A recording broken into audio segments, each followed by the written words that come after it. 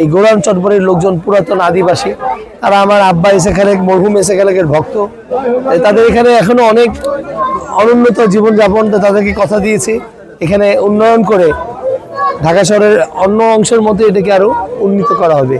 তবে এই মুহূর্তে আমি বাদজুমা মিরপুর 10-এ আদির বিচার চেয়ে ছাত্র জনতার সাথে সংহতি প্রকাশ করলাম। ঠিক তারপরেই খবর পেলাম যে ইনকিলাব মঞ্চের সদস্য সচিব জাভেদ গুলিবিদ্ধ হয়েছে। আমার কাছে মনে হয় এটা একটা অশুভ শক্তি, যদিও এর দ্বারা নির্বাচন প্রভাবিত হবে না, কিন্তু আপনারা বুঝতে পারছেন একটি পক্ষ সুনির্দিষ্ট অর্থাৎ টার্গেট করে করে এই হত্যাকাণ্ড ঘটিয়ে দেশে কিন্তু একটি অস্বাস্থ্যকর এবং নৈরাজ্য সৃষ্টি করতে চাচ্ছে।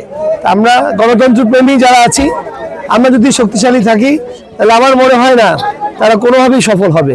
তবে এটা কোনোভাবেই কাম্য না যে দিনে দুপুরে এইভাবে কেউ গুলিবিদ্ধ হবে। তাই আমি আইন শৃঙ্খলা রক্ষাকারী বাহিনীকে বলবো, আপনারা আরও সতর্ক থাকুন, প্রয়োজনে কঠোর ব্যবস্থা নিন।